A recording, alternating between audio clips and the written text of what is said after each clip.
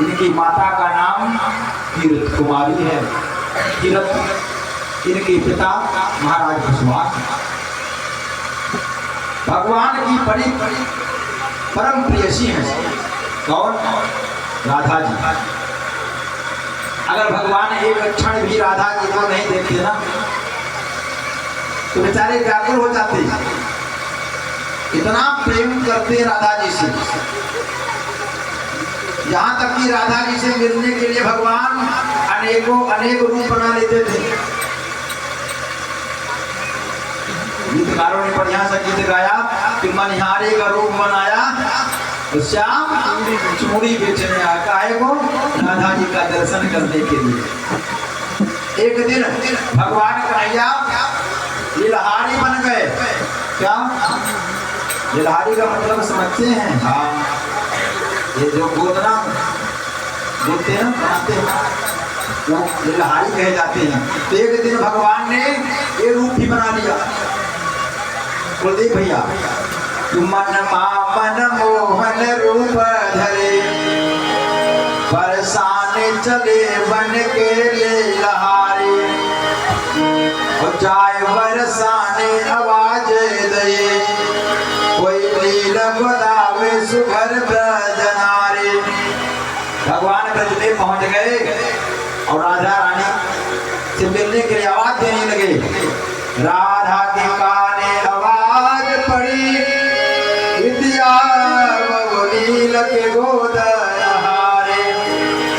बुला लिया, ललिता को भेजा, जा बुला लो। और भगवान जब आए, भगवान कहते बताओ क्या बनाना है, क्या लिखना है। राधा जी कहती हैं कि बाह पे बाल मुकुंद लिखो और भुज पे भुज दंड गले गिरधारी और मुख पर नाम हमारे लिखो हृदय बिच लिख जब कृष्ण मुरारी। भगवान ने जैसे राधा जी के हाथ को पकड़ा है,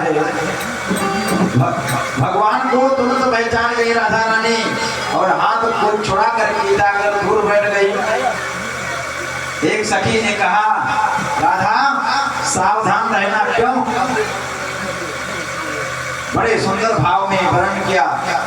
श्याम पड़ो छलिया बची रही हो राधे, श्याम पड़ो छलिया बची रही हो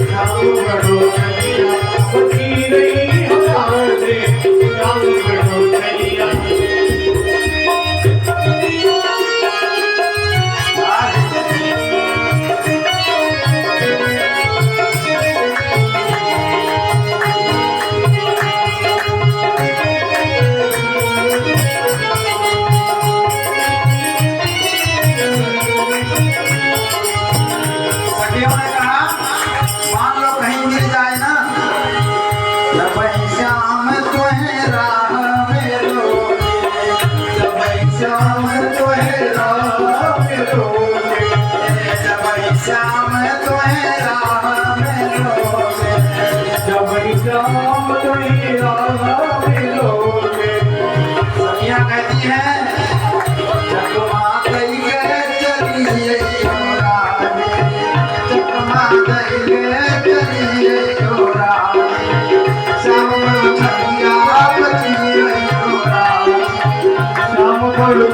कन्हैया बची रही हो राधे, श्याम गुण कन्हैया बची रही हो राधे, बची रही हो राधे, बची रही हो राधे, बची रही हो राधे, बची रही हो राधे, श्याम गुण कन्हैया बची रही हो राधे, श्याम गुण कन्हैया बची रही हो, श्याम गुण कन्हैया बची रही हो राधे, श्याम गुण।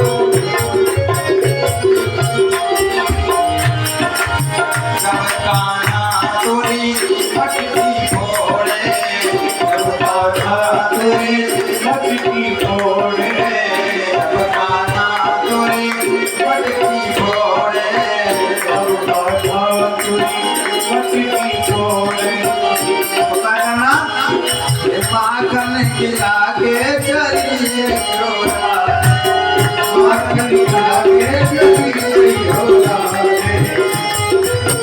माखन खिला के चली हो राधे, श्याम बड़ो कन्हैया तुझी नहीं रोरा, श्याम गुण कन्हैया बची रही हो राधे, श्याम बड़ो कन्हैया तुझी नहीं रोरा, श्याम गुण कन्हैया बची रही हो राधे, श्याम बड़ो कन्हैया तुझी नहीं रोरा, श्याम गुण कन्हैया बची रही हो राधे, श्याम बड़ो कन्हैया तुझी नहीं रोरा। श्याम गुण कन्हैया बची रही हो राधे। बोले राधा रानी सरकार की जय हो। भगवान राधा जी पर बड़ा स्नेह रखते हैं और भगवान की परम प्रेयसी है राधा रानी। बिना राधा के कन्हैया आधे हैं, बिना शक्ति के आधे अधूरे हैं। बोले राधा रानी सरकार की जय हो। इस कारण भगवान की परम प्रियतमा राधा जी का अवतार हुआ इस धराधरातल पर। संसार के अधिष्ठात्री देवी हैं। संत कहते हैं प्यारे, इस भागवत का भी आधार है, इस संसार का भी आधार है कौन? श्री राधा रानी सरकार। बोले राधा रानी सरकार की जय हो। और संत कहते हैं प्यारे, इस संसार की सबकी अधिष्ठात्री कौन? राधा रानी। राधा मेरी स्वामिनी, मैं राधे को दास, जन्म जन्म मैं लीजियो, वृंदावन में वास। क्या है?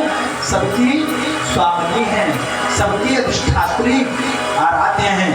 बोले राधा रानी सरकार जय हो। जय हो। आज भगवान भागवत के माध्यम से राधा रानी जी का ये जन्मोत्सव है और आप लोग आज जन्मोत्सव मनाएंगे।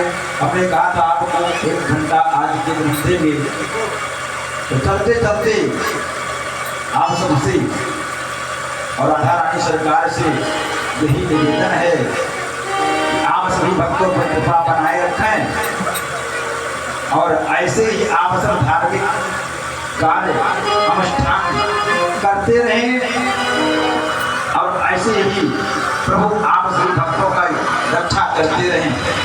और कहना है कन्हैया जी से कि ध्यान चरणों में नित तेरे धारा करूं। और हे कन्हैया जी, ये युगल मूर्ति निष्फल निहारा करूं, ये युगल मूर्ति निष्फल निहारा करूं। जब तलक सांस तन में रहे प्रभु, जब तलक सांस तन में रहे प्रभु, बस कन्हैया कन्हैया पुकारा करूं, बस कन्हैया कन्हैया पुकारा करूं। ऋषि वाणी के साथ हम सभी भक्तों का एक बार पुनः आभार प्रकट करेंगे, विशेष करके हमारे इस मलौया कॉलोनी के समस्त भक्तजन और समस्त जजमान और हमारे पंडित राम शरण जी जो अपने साथ परिवार के साथ आप सबके बीच में रह करके आप सबके सहयोग से इतना बढ़िया भगवान की कथा करवाते हैं और भंडारे का आयोजन करते हैं। बधाई के पात्र हैं और उससे पहले आप सब बधाई के पात्र हैं कि पंडित जी का साथ देने के लिए आप सब बढ़ चढ़ करके हिस्सा लेते हैं।